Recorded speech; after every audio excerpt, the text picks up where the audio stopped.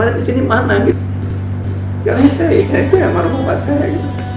Orang tua itu segalanya Bu. Setelah bapak nggak ada ya, kemana kita ke depannya? Saya mau pulang ke Batam. Saya mau merawat ibu saya. Lebaran nggak pulang. Kalau ini itu rasanya kayak mau nangis aja gitu. Dipeluk Umi, akhirnya saya bilang saya janji pulang. Tapi kalau bilang ke Abi saya mau pulang. Akhirnya Abi jual rumah yang di Perumpo.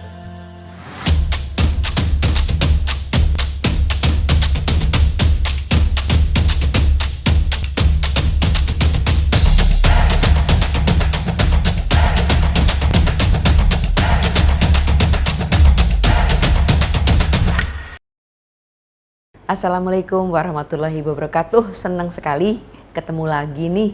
Kali ini saya didampingi dua pria keren. Pakai baju baru semua, baju lebaran. GM Arya Duta, Bang Rizal. Kemudian Adinda Marzuki, Direktur BPR Sumsel. Betul ya sebutannya ya? Ya, Bang BPR Sumsel. Bang BPR Sumsel. Nah, diralat tuh. Ini baju lebaran. Kalau saya benar Bu, Nah, baju lebaran kan? 2 tahun yang lalu. Lebaran 2 tahun yang lalu. Ya, tapi masih bagus. Masih bagus, Bu. Ukurannya masih pas. Kan dipakai setahun sekali. Oh gitu ya. Jadi kalau udah udah selesai lebaran pertama kedua, masukin lagi. Betul. Sampai ketemu tahun depannya lagi. Iya, kalau dipakai pun Jumatan. Oke. Ya, dan tentu kalau enggak kan disimpan aja Bu. Jadi awet ya. Awet. Tapi benar. punya 10 ya kalau nggak salah ya. Yang kayak gini ya. Yang kayak gini satu ini Bu. Oke, kalau Pak Marzuki ini bajunya tadi baru nemu katanya. Iya, nemu di meja. Nemu di meja. Istri beliau adalah seorang desainer ya. Tepatnya begitu ya? Atau apa mau dibilang? Mungkin social entrepreneur gitu. Social entrepreneur. Nah, sekarang sedang pameran di Jakarta. Nggak dari sculptor, nggak dari Wih, keren banget. Jadi kalau soal baju-baju seperti ini dengan mudah akan ditemukan di rumahnya Pak Marzuki. galerinya. Di galerinya, ya. Kita perlu ke sana. Ya, ini aja di atas meja dapat. Nah, apalagi? Kalau saya dikasih tahu lebih awal saya duluan. Nah, itu tadi saya juga nyesel. Kenapa nggak ke sana? Oke, bapak-bapak berdua yang sangat ganteng-ganteng, mukanya bersinar semua shine ya kan? Berkah Ramadan. Berkah Ramadan, saya ingin wawancara Anda berdua, kita bawa santai aja, tentang pengalaman Ramadan ketika masih kecil, gitu ya. Tentu sesuatu yang sangat membekas dan barangkali masih bisa berketerusan sampai sekarang, atau seperti apa kenakalan pada masa kecil, misalkan saat itu ya diam-diam nggak puasa tapi ngakunya puasa. Harus diceritakan secara jujur di sini. Silakan Bang Rizal dulu nih. Ini kalau zaman-zaman sekarang pertanyaan jawab jujur ya. Iya. Jawab jujur nih. Mudah-mudahan ponaan saya nggak nonton jadi nggak ditiru. Nah, kalau puasa ini kan saya kan notabene-nya tumbuh itu di kampung nelayan ya di Kepulauan Riau sana tuh. Jadi bulan puasa itu supaya tahan haus. Itu tahan ini. kebayangkan kepulauan apa tadi Kepulauan Kepri, Riau, Kepri, ya. itu kan panas ya. Ya, nah makanya kalau udah biasanya kan kalau berenang di sungai atau pergi ke pantai itu kan dekatnya jalan kaki aja tuh sore-sore Bu. Tapi kalau bulan puasa di tengah terik matahari kita berenang. Oke, sengaja ya. Kan ada. Tapi sebenarnya salah persepsi, salah nama juga lagi kecil ya. Jadi pikirannya berenang di sungai, di laut itu kan, akhirnya kan asin payau kalau di sungai itu. Pikirannya bisa menahan dahaga gitu. Atau bisa tertelan dengan sengaja. Itu sudah pasti. Itu sudah pasti. Dari kecil kan pikirannya kan nggak sengaja berenang ketelan ya. Nah, salahnya ketelan itu ketelan air asin. Bukannya menambah tahan supaya nahan dahaga, rupanya lebih parah. Lebih gitu. parah, tambah aus. Nah, jadi biasanya seperti itu kan bilas tuh. Nah, alasannya bilas yang bilas tuh artinya mandi ya. Iya, mandi supaya nggak asin badan mandi. Karena udah nggak tahan lagi tuh, ya sudah. Sekalian. Jadi yang menyelam sambil minum air itu bukan berenang saja. Waktu bilas di kamar mandi, teman lagi di luar kadang-kadang nggak kelihatan ya minum air. Kering banget kan, asin, bayangkan itu. Kirain untuk ini. Nah, itu kalau siang, dan itu sering terjadi. Kalau malamnya saya nggak tahu zaman modern sekarang dengan kemajuan teknologi ya. Kalau kita dulu kan absen puasa kan, ya sama absen tarawih, nah pakai buku, itu biasa, udah pastilah itu Bu. Tidak untuk ditiru ya, tidak baik. Jadi kalau tarawih itu ya sudah rakaat pertama salat sama witir aja nanti Bu. Yang tengahnya di terasnya masjid atau di surau di kampungnya main petasan, gitulah. Zaman dulu kan yang pakai busi lempar itu, ada pistol dari kayu, dari apa tuh ya, lampu patromak itu ya. Jadi itu pas sudah witir itu dengar mau witir udah nggak konsen itu kelihatan kita yang paling busuk lah itu. Karena habis itu kan minta tanda tangan tuh. Minta tanda tangan absen. Itu sampai berapa lama nakal-nakal kayak gitu? Kayaknya tuh sampai kelas jawab jujur ya. SD ya, kelas 5 SD. Tapi kelas 6 itu karena mikirnya mau lulus, takut nggak di apa-apa, takut ketakutan, mungkin itu hikmah Ramadan juga ya, takut saya ini berbohong dosa, udah agak tahu ya. SD itu udah ada takut sedikit gitu. Nanti kamu nggak bisa masuk SMP dari orang tua, dari apa, harus benar belajar. Mungkin udah kelas 6 gitu. Nah, umur itulah udah mulai sadar ya. Sadar lah. Nah, tapi yang bahayanya itu pas satu SMP kambuh lagi, kan masih lama lagi mau lulus. Kacau nih. Kalau di kampung itu seperti itu. Jujur saja, yang kenakalan masa kecil ya, yang itu pastilah yang menyelam sambil minum air itu sering. Tapi ini beneran menyelam sambil minum airnya bukan dalam arti kiasan. Bukan arti kiasan, ternyata benar. Iya. Kan kita kan terjun tuh dari kapal kayu berapa meter tuh. Mungkin tapi itu bahasa lagi kecil nggak sengaja aku ditelan. Iya. Itu tambah kering, ditelan air payau dan air asin. Aduh, saya nggak ngebayang jadi ibunya Bang Rizal ya. Kalau saya jadi ibunya, pulang saya udah siapin ini sebatan. Dia siapin sebatan.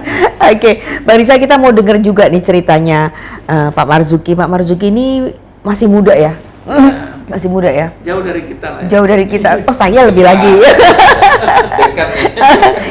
Tentu kenakalannya lagi kecil, saya nggak berharap kenakalan ya. Tapi paling tidak pengalaman yang unik gitu ya selama masa kecil ketika menjalani ibadah puasa itu seperti apa? Mengingat gapnya tuh lumayan loh.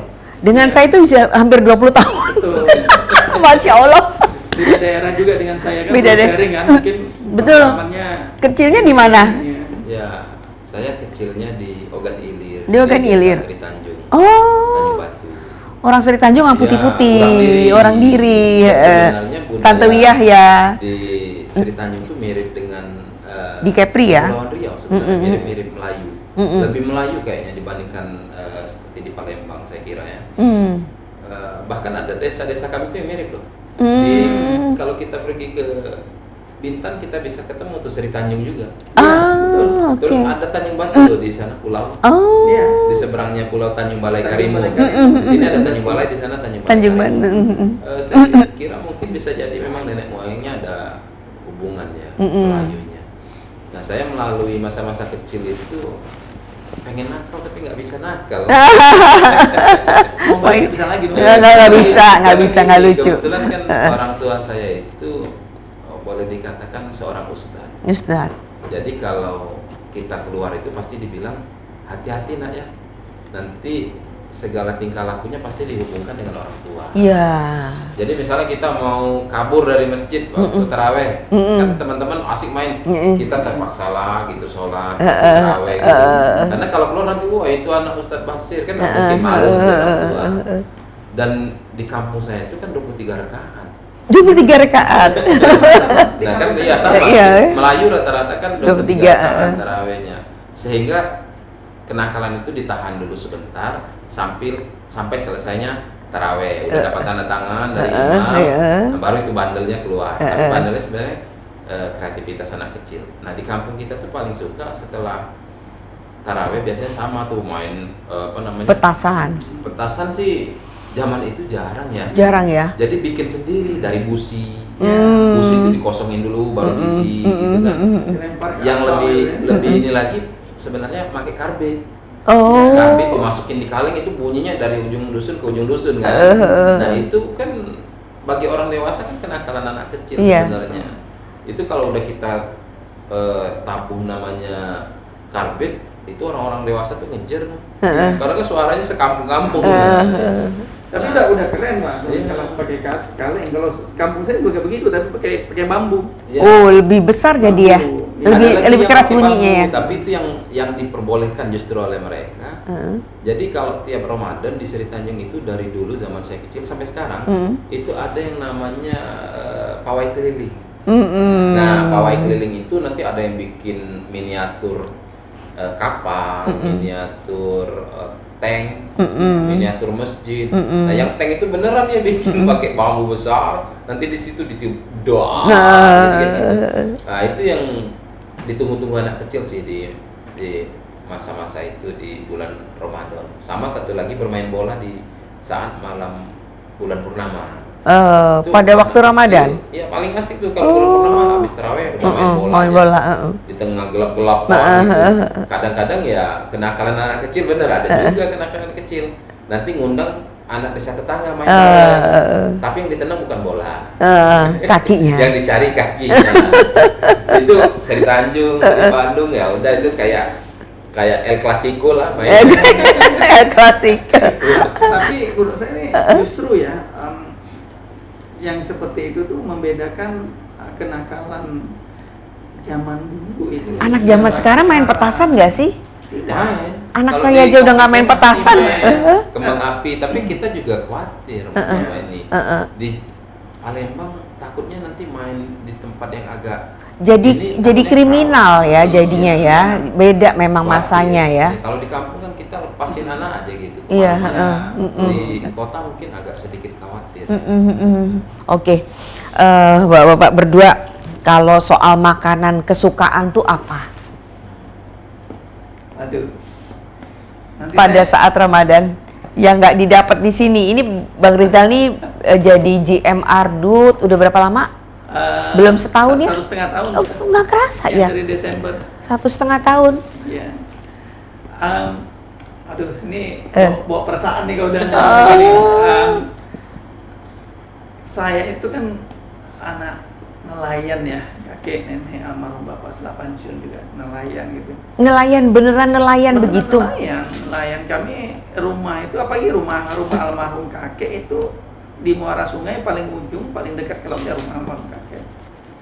Jadi kalau soal makanan dulu itu kalau kami di kampung kecil tuh nggak kenal yang makanan manis, makanan itu ya. Jadi kalau di sana itu kalau sekarang ini gorengan lah. Gorengan. Nah, sekarang kalau kami karena di pinggir laut, kalau kami namanya di sana bilangnya penaram.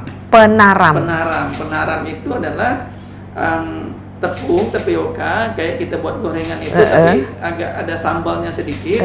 Jadi rasanya kayak otak-otak asin gitu. Oke. Nah, dalam itu potongan daging ikan. Potongan ikan, daging ikannya. Gurih dan itu. Enak gitu.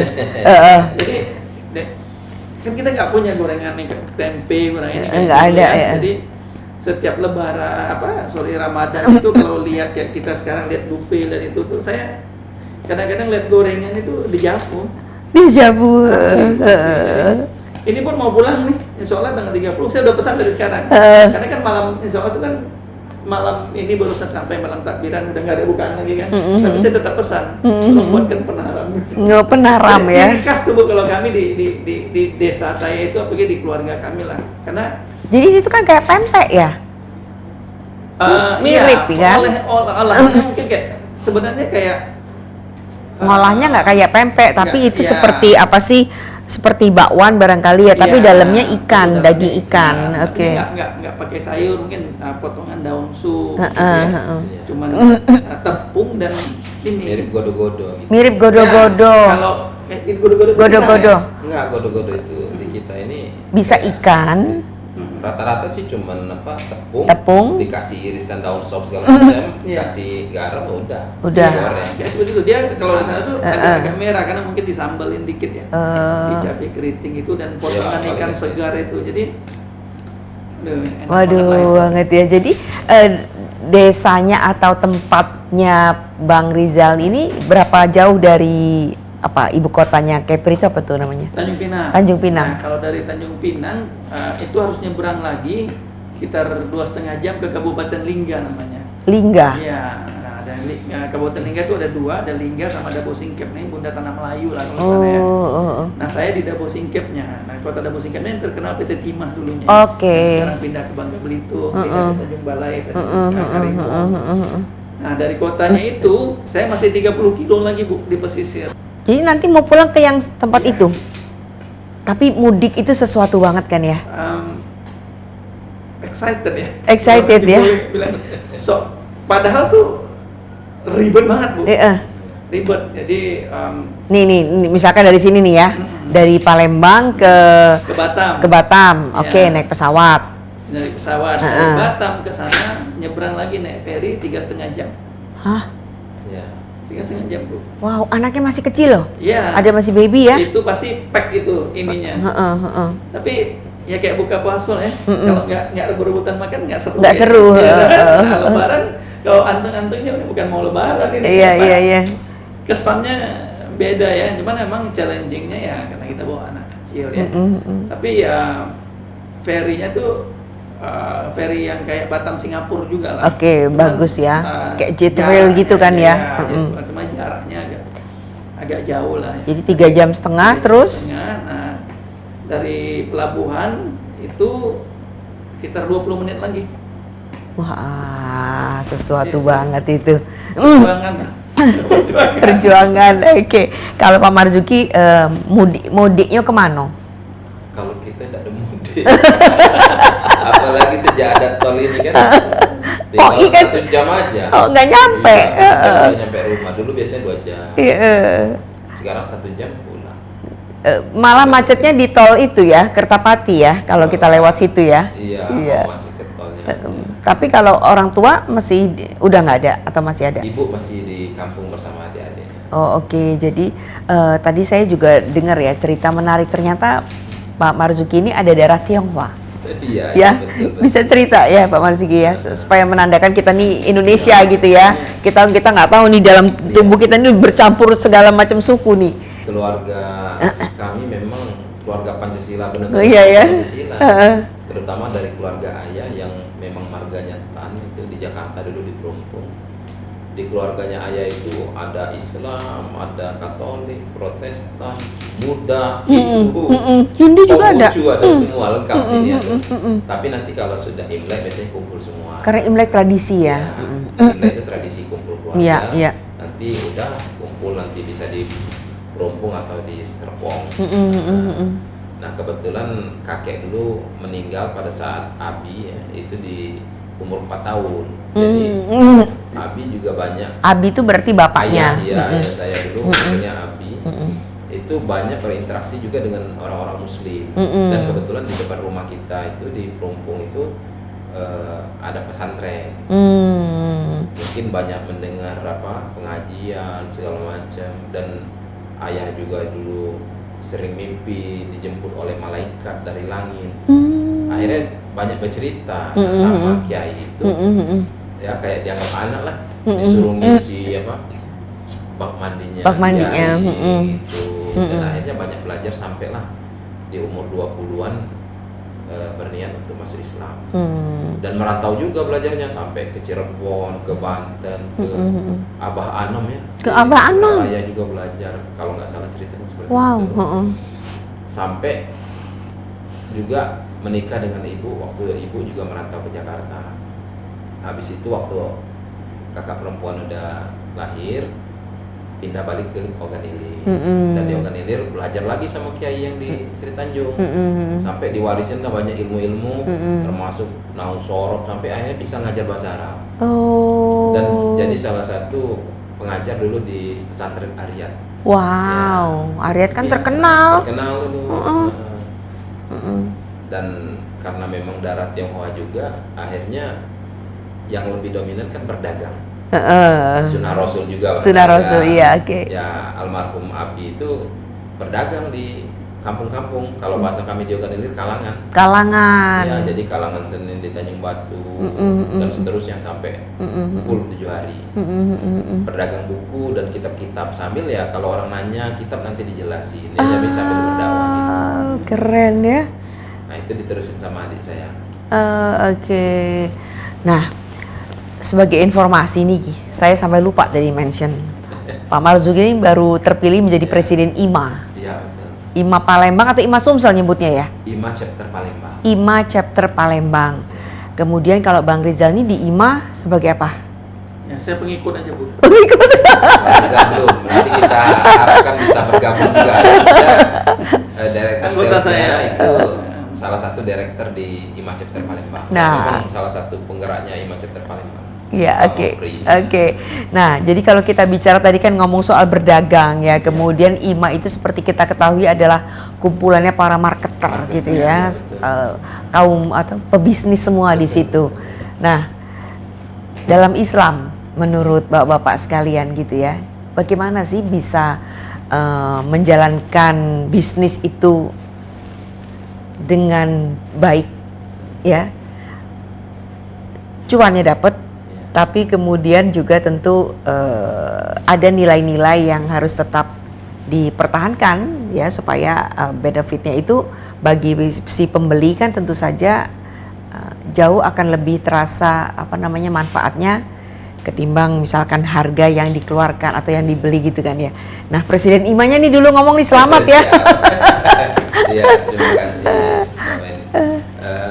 Saya meyakini bahwa pekerjaan kita itu kan ibadah. Dan di dalam ajaran Islam juga diajarkan bahwa kita umat muslim ini sebenarnya kan khairu ummati ukhrijat linnas, ta'muruna bil ma'ruf wa tanhauna 'anil munkar. Jadi memang kalau kita itu mau menjadi umat terbaik ya harus mengajak kepada kebaikan, menjauhi kemungkaran. Bagaimana pengimplementasiannya di dalam pekerjaan? Saya meyakini bahwa bekerja termasuk di bank adalah salah satu jalan kita menjadi manusia terbaik. Caranya gimana? Kita memberikan upaya terbaik ya. Kalau kita di dunia modern menyebutnya misalnya kita harus ada namanya etika dalam berbisnis. Iya. Yang kalau di Islam diajarkan timbangan itu harus benar-benar pas, harus adil. Kemudian juga bagaimana cara kita memperlakukan orang juga diajarkan. Pentingnya silaturahmi dalam Islam. Dan itu di dalam dunia modern ternyata kita menyebutnya the power of networking dan collaboration. Artinya IMA juga sebagai sebuah organisasi profesi marketing selalu menekankan pentingnya networking, kolaborasi dan sinergi. Jadi saya kira di masa sekarang masih sangat relevan.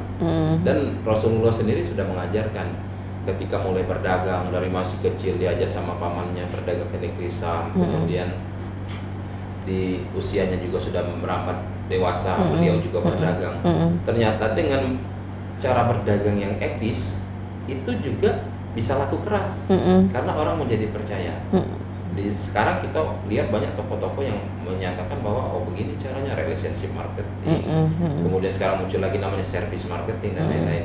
Intinya sebenarnya bagaimana ada sentuhan humannya di situ, bagaimana memanusiakan manusia, orang lain, melayani orang lain dengan baik. Sehingga menurut saya kalau kami bisa dari sisi perbankan misalnya bisa menyalurkan kredit yang merupakan produk utama kami dengan benar, insya Allah nanti para pedagang tadi yang usaha-usaha mikro terutama nasabah kami diberikan pinjaman dengan porsi yang benar, diberikan literasi edukasi keuangan sesuai saran OJK. Insya Allah nanti usaha mereka tumbuh. Nah, pada saat usaha mereka tumbuh itu berarti berkah. Berkah dan kebahagiaan terbesar menurut saya ketika saya menjalani profesi bankir kurang lebih 15 tahun, ketika melihat nasabah usahanya berkembang dari satu toko jadi 2 toko, 3 cabang, 4 cabang, anaknya bisa kuliah sampai lulus kuliah dan sebagainya. Saya kalau pulang ke OI itu ada satu warung legend tuh di Simpang Muara Meranjat, namanya Pindang Mang Nai. Nah itu dasar saya dulu. Kalau pulang dipeluknya saya. Juki katanya. Karena saya nasabah kamu dulu, sekarang saya punya 4 sertifikat. Apa tuh saya bilang? Maksudnya punya 4 lahan. Artinya di situ berkembang. Nah disitulah sebenarnya pekerjaan di perbankan menurut saya menjadi jalan kita menjadi manusia lebih baik, bermanfaat bagi sesama tadi. Keren ya. Ketahuan Presiden Imanya kalau kayak gini ya. Memang darah pedagang. Memang darah pedagang. Menjualnya ngeri.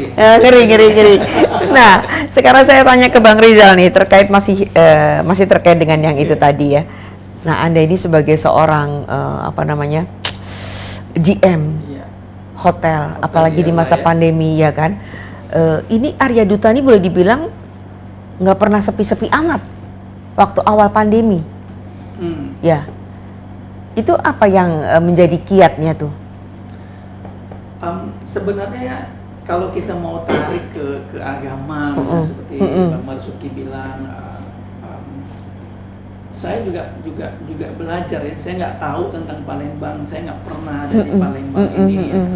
Tapi saya percaya gitu, apalagi kami di dunia hospitality industry ini kan berhubungan dengan orang ya, dengan orang, people ya, customer dengan people. Jadi ya mau nggak mau kita harus kembali ke hakikatnya itu dulu ya. Sebenarnya ajaran kita ya kalau kita ngomong ajaran di Muslim itu kental sekali dengan menurut saya apa yang saya adopsi di pekerjaan saya sehingga saya ada sampai di sini, sampai ada di Palembang, punya market yang kalau ibu bilang kita alhamdulillah jarang sepi gitu, walaupun di pandemi kita bisa tetap jalan segala macam. Saya berdua poin aja, kalau saya dari dulu saya belajar gitu ya menghadapi orang dengan dunia ini adalah yang pertama tadi sebenarnya ya silaturahmi itu. Silaturahmi. Ya, dari zaman Nabi dan kita diajarkan silaturahmi, tapi nama kerennya sekarang ini adalah connection. Building relationship. Jejaring ya. Jejaring sosial segala macam. Nah, itu yang keduanya sebenarnya sebelum kita menjual, bikin produk semua segala macam harus ada unsur keikhlasan sebenarnya di dalam itu. Whatever strategi kita jalankan, kita push customer, tapi kalau kita menjual itu dengan tidak ikhlas, kadang-kadang kita nggak mau jual juga, sudah kelihatan keikhlasan sama kita, orang udah ngelepeng nggak bilang apa-apa lagi. Mungkin saya mau buat acara di sini gitu kan, menawarin harga dengan ikhlas, tidak maksudnya tidak menjelekkan kompetitor atau ini kan satu, ya udah kita keikhlasan dengan apa yang kita ciptakan saja gitu. Tapi kan gini ya Bang Rizal, ini kan bisnis ya, bisnis. Tadi ada bilang keikhlasan, gimana ketika menawarkan nominal harga sekian, tapi kemudian misalkan si customernya tidak setuju dan Anda mencoba ikhlas, tapi kan kemudian kalau gini, rugi dong nanti saya, gitu. Bu, ikhlas itu nggak pernah rugi, Bu. Nggak diterima pun kita ikhlas, kalau itu rezeki kita kembali lagi, Bu. Ya toh, daripada, sorry ya ini kalau mungkin jeblak kan, kita bernegosiasi gini, pulang kantor anak saya bilang, Pak, itu minta gini, contoh ya, gini. Jadi udah biar aja dia nggak, jadi kita nggak ikhlas. Mungkin kita ngomong sama teman atau hotel lain gini, udah. Bapak itu cuma sekali aja ke sini, dan kita akan kehilangan bisnis panjang dan dia nggak kembali lagi. Kapok mungkin, ya? Kapok. Teman lain ngomong, saya nggak jadi di sana diomongin, gitu. Ya nggak apa-apa Pak, mungkin belum rezekinya kami. Bapak punya begini, apa yang kita punya ya? Kalau Bang Marzuki tadi ngomong timbangan, sebenarnya sama aja. Nggak usah kita tambah-tambahin kalau kita nggak punya. Oh kami akan kasih ini itu kan menciting. Sama timbangan juga gitu. Bagaimana sekali datang ternyata nggak ada, karena dari awal pun bukan keikhlasan yang kita kirim gitu. Jadi buat saya itu, nah dari jiwa kita pribadi kalau kita menghadapi orang dengan ikhlas, Bu, mau orang marah mau orang sering nih dapat komplain kayaknya, sering Bu, malah menurut saya dengan ikhlas itu kita minta maaf, kalau kita nggak ini, kalau kita salah kita ikhlas kan gini. Kalau kita nggak salah, kita minta maaf nggak? Iya, ya pasti dong. Maksudnya ikhlas itu bukan berarti udah pasrah, bukan Bu. Ikhlas itu ya gimana orang komplain itu karena salah kita ikhlas minta maaf. Kalau kita nggak salah? Kalau nggak salah kita jelaskan, tapi dengan ikhlas, nggak perlu menjelekkan orang yang komplain toh. Nah, dengan keikhlasan itu gimana caranya orang yang komplain itu bisa jadi customer kita nantinya. Ini ilmunya udah tinggi nih. Untuk ikhlas. Memang sulit. Memang sulit. Karena pekerjaan hospitality itu kan pekerjaan paling sulit. Betul, Bu. Betul. Yang kita hadapi itu people. Ya. Dan saya bersyukur gitu. Ada orang yang bilang saya kutu loncat ya. Tahun 2 tahun saya pindah kemana-mana. Udah pernah kemana aja ya? Boleh nggak sebut merek ya? Saya Pulau Sulawesi sudah, Kalimantan 3 kota, Samarinda, Balikpapan, Banjarmasin, ya Jawa apalagi lah ya, Jawa, Cianjur, Bandung. Nah kita Sumatera ini, yang namanya daerah kita lah ya, Kepri sendiri, Medan, Palembang sini, dan tempat lain. Mungkin saya nggak kerja tapi kita pernah berkunjung lah ya, tahu gitu loh. Nah dengan adanya seperti ini, yang itu saya bilang tadi, silaturahmi itu loh. Saya pun besar karena silaturahmi menurut saya. Saya nggak mengecewakan bekas atasan saya dulu, saya ikhlas bekerja sama beliau. Dan tidak semua pekerjaan yang saya dapatkan sekarang ini mungkin sampai seperti ini. Karir saya ada di posisi ini nggak semuanya karena kehebatan saya. Karena silaturahmi, connection tadi gitu loh. Apalagi zaman sekarang nggak bisa lo nggak ikhlas, nggak bisa kerja di sini, referensi cek selesai. Tuh. Apa yang membuat kita besar? Silaturahmi tadi. Silaturahmi. Mau atasan, mau bawahan, maintain. Jangan ada ya kerja pun prosesnya keikhlasan. Oh, keren ya. Kita serasa lagi denger tausiah ya. Dia tausiah dari Ustaz Rizal, Dato Rizal. Ya, luar biasa. Ini kalau orang udah banyak pengalaman gini ya, karena udah keliling Indonesia untuk meladeni. Iya. Pekerjaan kita ini kan melayani ya. Melayani Wajah ya. kita nggak bisa dibohongin. Nggak bisa dibohongin. Melayani orang kalau nggak ikhlas pasti orang sebelum deal aja udah nggak jadi deh. Udah nggak niat nih orang ini. Nggak jadi deh, sebel ngeliat ini gitu ya. Kadang-kadang jujur kita kan harus menggunakan topeng. Ya, Iya. Tapi topengnya bukan topeng jahat. Topeng ini ya. Selalu maksudnya senyum. Topeng keikhlasan. Topeng Itu sih. keikhlasan. Oke, keren banget. Keren banget. Oke. Bang Marzuki, sekarang saya mau tanya jujur. Ya, agak serem ya. Saya mau tanya jujur. Ketika Anda sudah dewasa gitu ya, beranjak dewasa, pernah nggak melakukan hal-hal yang mengecewakan Allah? Kecewakan ya, bahasanya mungkin Allah kan nggak pernah kecewa sebenarnya. Allah nggak pernah kecewa dengan tingkah laku makhluknya. Tapi kalau bicara di masa beranjak dewasa, lebih kepada mengecewakan orang tua pernah. Sementara orang tua itu perwakilan Iya, Allah di dunia. Itu. Karena kalau Allah kayaknya nggak kecewa dengan kita, mau kita kayak mana juga. Terserah kamu ya. Lepas dari perasaan itu kan. Pernah saya mengecewakan orang tua karena zaman kita, terutama kelas 2 SMA itu kan masa kita mencari jati diri. Iya. Saya hobi naik gunung. Pemberontak gitu ya. Mau kursus dikasih sama Ayu ya, kakak perempuan saya, dikasih uang untuk kursus. Kursus Uangnya, apa itu? Iya, misalnya kayak di Primagama. Oh, oke, ya. Kita pakai buat naik gunung. Gitu. Kemudian Untuk nggak buat beli rokok. merokok. Oh, merokok juga. Nah, itu membuat juga orang tua kecewa. Apalagi orang tua saya kan ustaz. Merokok itu bagi mereka sebuah kenakalan luar biasa. Dan saya tetap, karena saya juga sambil sekolah udah mencari uang. Saya ikut sablon gitu, percetakan. Dan bagi saya sebenarnya uang saya yang saya pakai itu sering justifikasi ke dalam dirinya seperti itu. Tapi orang tua kecewa.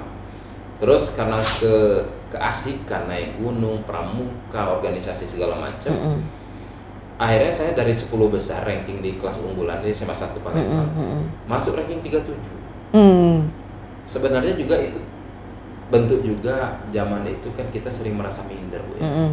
Sekolah di SMA 1 misalnya itu orang kaya-kaya. Mm-mm. Saya dari Anak kampung, pejabat anak gitu ya, pejabat. bawa Dan mobil. kita pengen agak tampil beda, akhirnya kayak gitu kan. Dan itu sebenarnya kurang baik.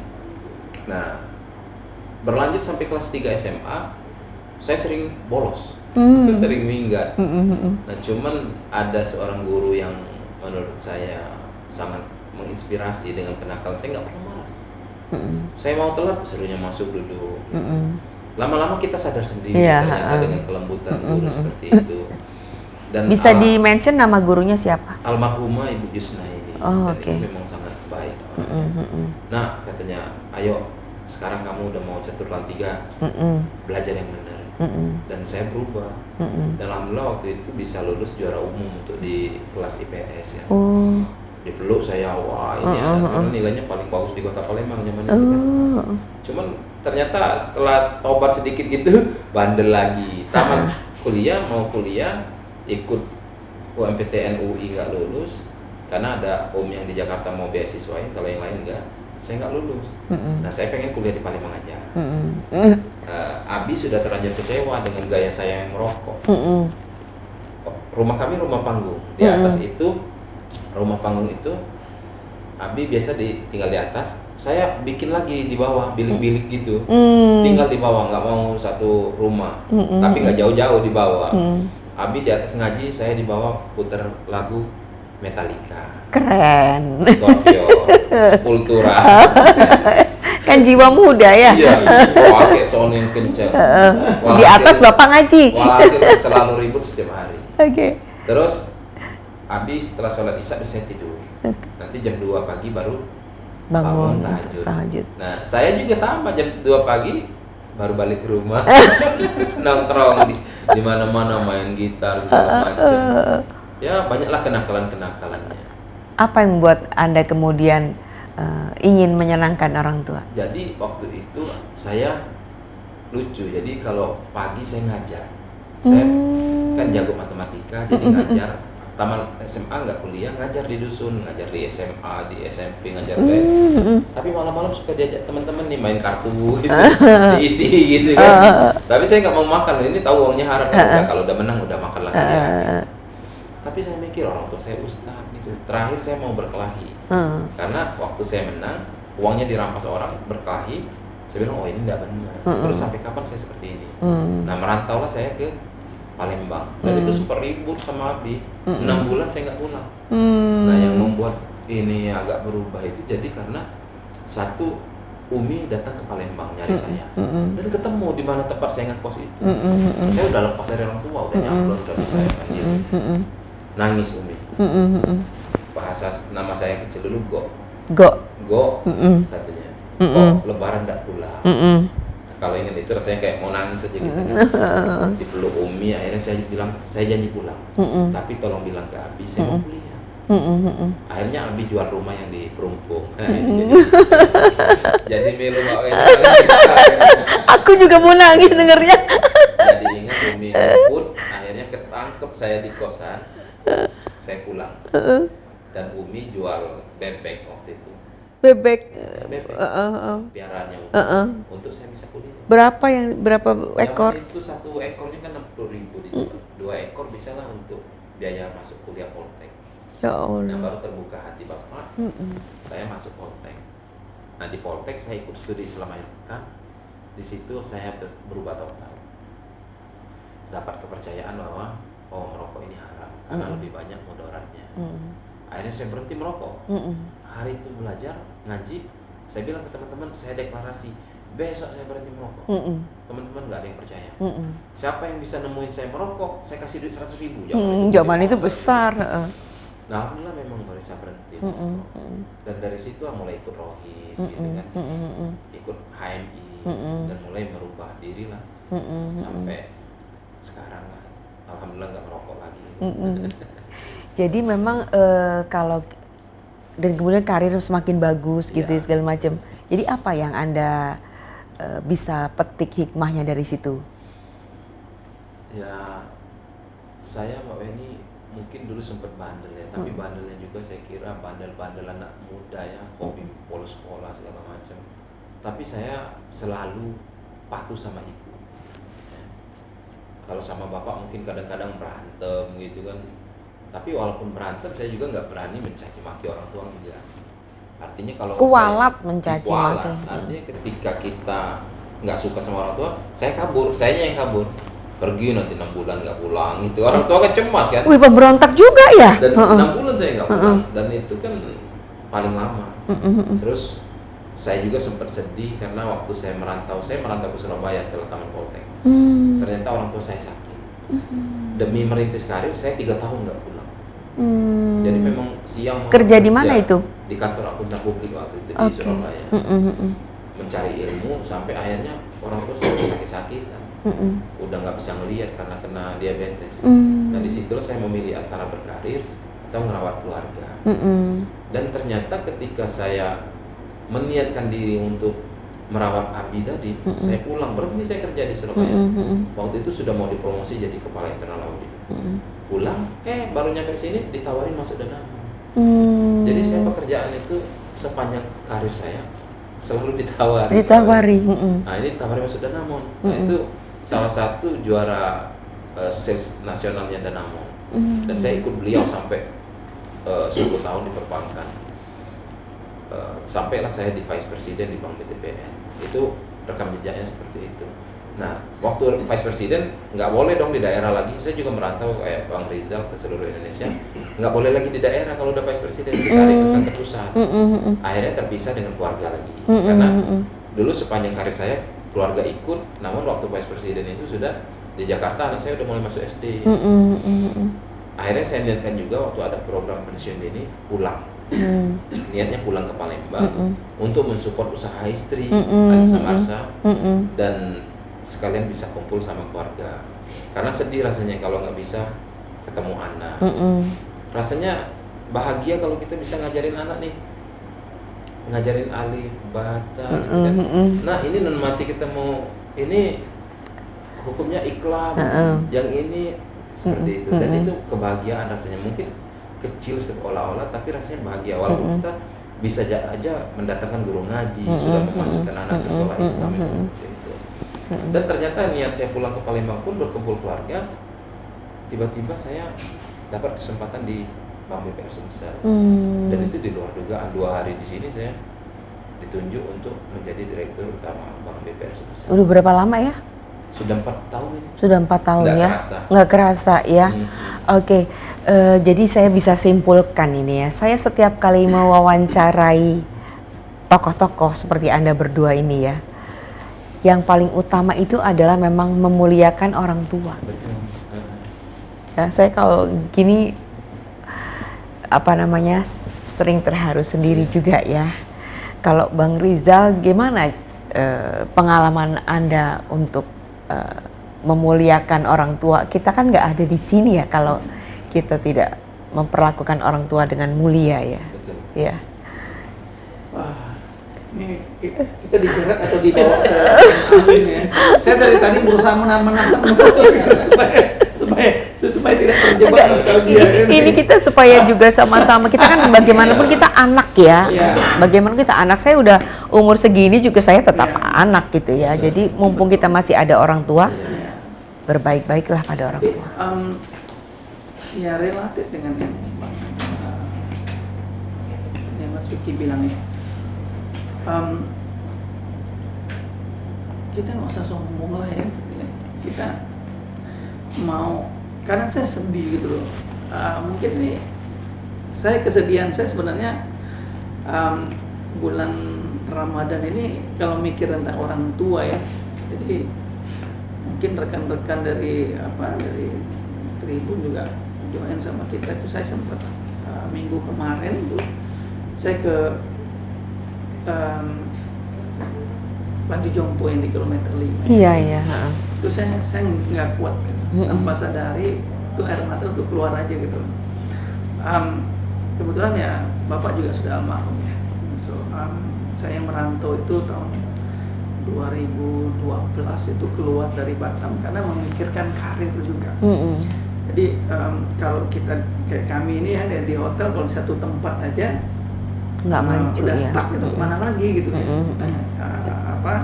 Dengan kemajuan teknologi, tuntutan zaman, saya merantau gitu. Jadi kalau dibilang kita sukses ini karena siapa ya? Karena orang tua sih. Ya. Tapi bayarnya itu mahal gitu ya.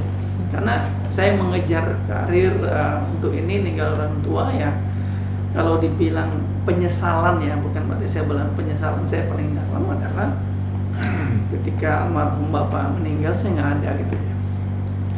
Dan itu saya lagi di Balikpapan dan saya mau pulang kampung yang saya ceritakan tadi.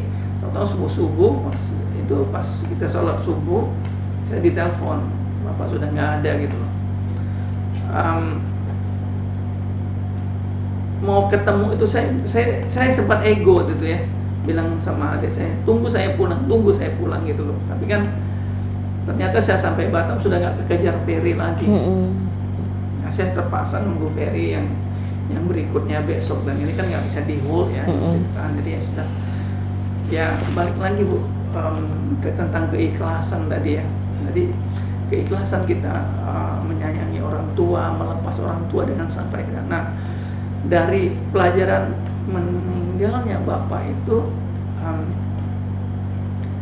saya baru merasa gitu loh, orang tua itu segalanya Bu. Maksudnya setelah bapak nggak ada ya, walaupun jarang telepon gitu ya, walau pulang itu ke kampung itu bukan nggak excited kayak sekarang, nggak busuk, tapi tidak ada sosok pahlawan yang selama ini walaupun dia nggak berbicara gitu ya, nggak ngasih tahu, tapi ada gitu loh, ada di saat kapan kita butuh yang mungkin kenakalan kita, balik lagi kenakalan dari SD lah, dari SMP segala macam ya. Ya penopang kita itu ya tua. Saya nggak ada sih orang yang, buat saya nggak ada orang yang sukses gitu ya tanpa restu dan keikhlasan orang tua. Walaupun kita konflik, tapi kita nggak tahu dalam hati orang tua itu punya keikhlasan gitu ya untuk anak-anaknya segala macam gitu loh. Dan kemanapun saya pergi, ya contoh ya, mohon maaf ya, bukan apa, sampai saya sudah menikah sekarang, saya punya orang tua juga dari ini. Setiap saya terima uang, terima gaji itu, saya pasti tetap sama istri saya bilang orang tua duluan baru apa-apa, itu pasti Bu. Jadi ketika kita mengutamakan orang tua Bu, sebenarnya nggak usah takut lah kita susah gitu, nggak usah takut kita nggak sukses gitu, itu saja sih.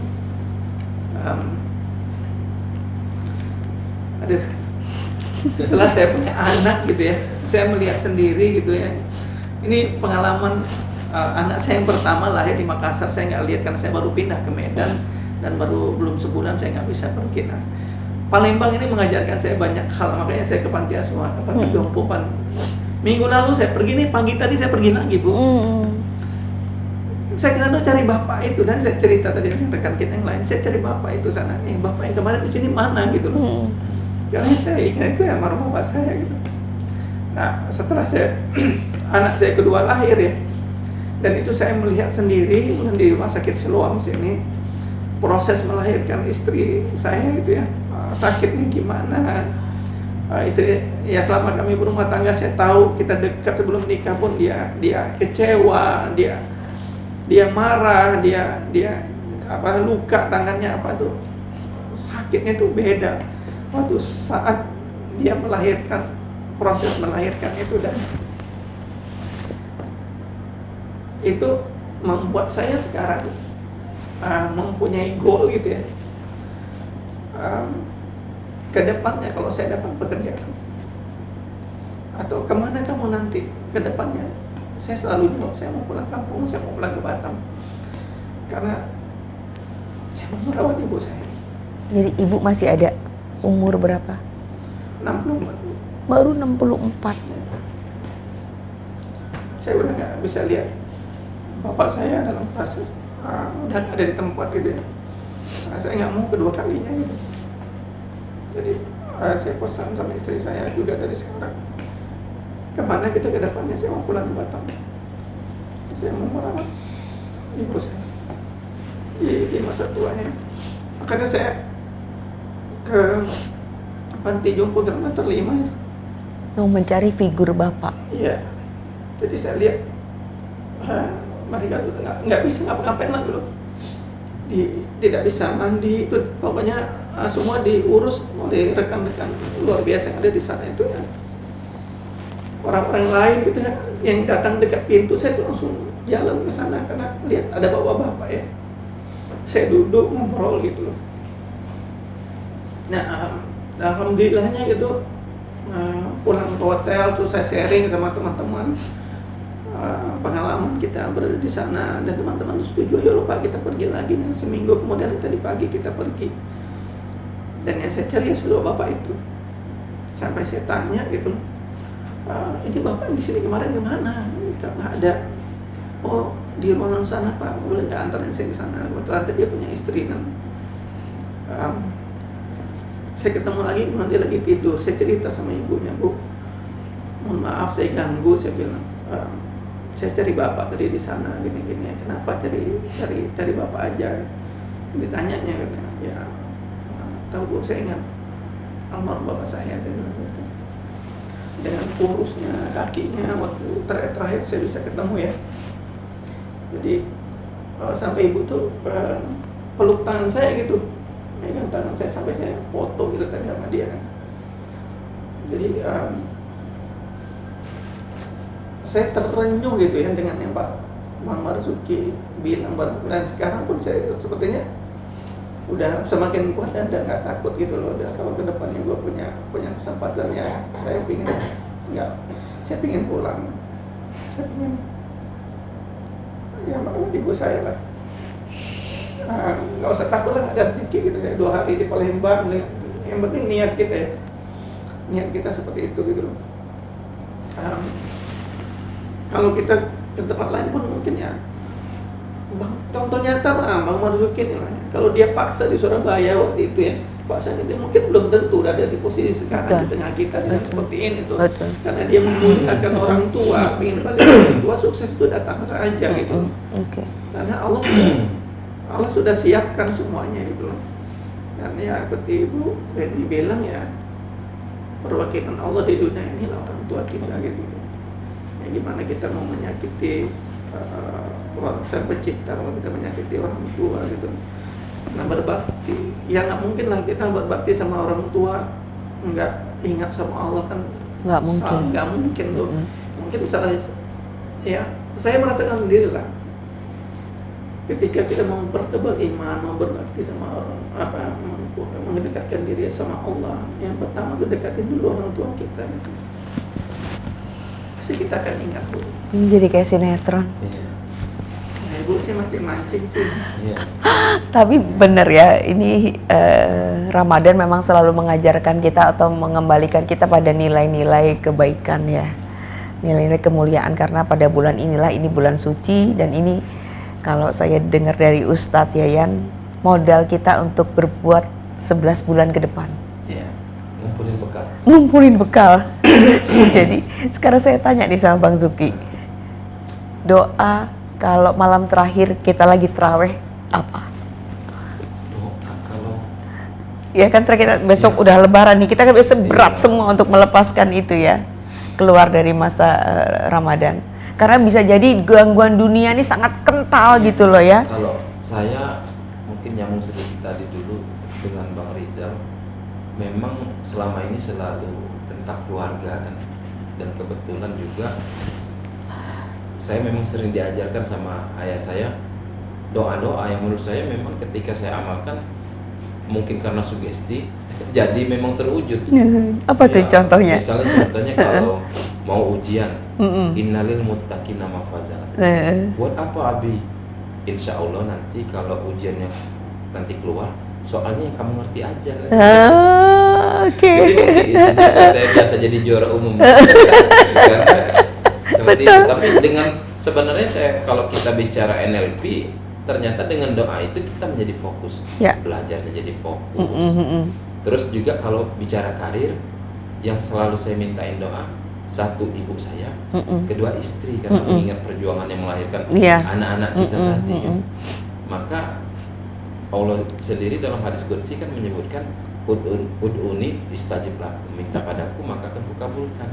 Nah, jadi banyak doa-doa itu menurut saya memang baik. Pertanyaan Mbak Weni tadi, doa apa yang bisa kita lakukan supaya menjadi baik. Nah, almarhum Abi juga sudah dulu mengajarkan saya doa ya muhawilul ahwal hawilul ahwaluna ila ahsanil hal, hasbunallahu wa ni'mal wakil, ni'mal maula wa ni'man nasir, la haula wala quwata illa billahil aliyil azim.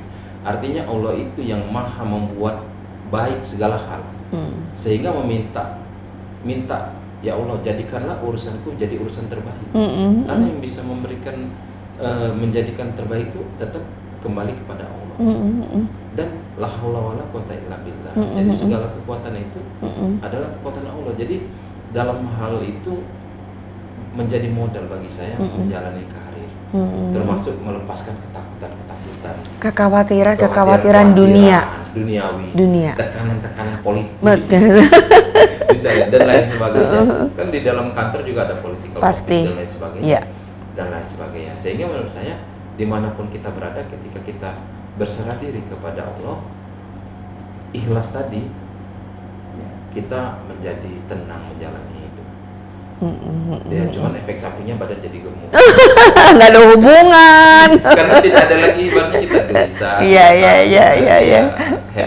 Happy aja. Oke. Menurut saya bersyukur banyak diajarkan oleh Abi, doa-doa baik, dan mungkin itu juga menjadi bekal lah ya dalam perjalanan hidup, terutama di 11 bulan ke depan. Ramadan. Iya. Peran orang tua. Peran orang tua.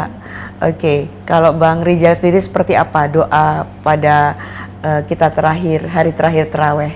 Kalau saya sih sebenarnya simple, Bu. Jadi mungkin kalau ramai juga sama ya. Saya kalau terakhir Ramadan itu doa saya yang pasti itu ya. Ya sampaikan saya ke Ramadan berikutnya. Itu saja, Bu. Kalau setiap takbiran tuh saya pasti langsung teng. Itu pasti doa saya itu tuh. Dengar gema takbir apa-apa gitu kan. Ya Allah, gimana? Ini udah berlalu kan. Gimana supaya kita sampai ke, karena buat saya sih dan kebetulan tadi pagi baru saya baca satu artikel ya, Ramadan itu pengasah, Bu. Buat saya ya, atau buat yang lainnya. Setelah 11 bulan ya, kita bertemu orang gini-gini. Dan baru tadi saya baca juga artikel itu, dan itu mengingatkan saya lagi yang dulu pernah saya diajari lah ya, Ramadan itu pengasah, bahwa di zaman jahiliyah dulu juga Ramadan itu diartikan juga mengasah. Jadi zaman itu mengasah pedang, masak ngegolok untuk persiapan perang di bulan berikutnya. Jadi maknanya itu adalah untuk kita yang mengasah jiwa, mengasah ketajaman pikiran, hati nurani gitu ya. Ya di bulan ini. Jadi ketika bulan ini tuh kita merasa terasah gitu ya. Rindu untuk diasah lagi gitu. Ngerti enggak ya? Iya. Saya rasakan. Iya. Kok gue bisa kadang-kadang mungkin ini sepele lah, lucu ya, tapi saya sampai berpikir begitu gitu. Kadang-kadang mohon maaf gitu ya, sholat isya aja itu kadang-kadang diundurin, nanti aja lah. Nanti aja. Kan. Tapi kenapa bisa bulan Ramadan kita tertib ya, kita tertib. Sholat isya 4 rakaat itu mohon maaf kadang-kadang kecapean kerja gitu, malas banget. Tapi bulan Ramadan tambah tarawih pun kok kita sanggup, energi itu ada keluar gitu loh, dia gitu kan. Makanya kita benar-benar dipertajam, diasah, sehingga ketika ini berlalu itu gitu loh, mikirnya aduh kapan gua diasah lagi gitu. Kapan diasah lagi. Jujur, saya pengalaman pribadi habis lebaran gitu, kadang-kadang jujur puasa Senin Kamis tuh habis lebaran tuh saya agak tenang tuh. Lama-lama aku nanti komitmen mau ini gitu kan. Tapi udah begitu, sebulan 2 bulan kemudian hilang lagi. Lagi. Jadi banknya isinya berapa banyak?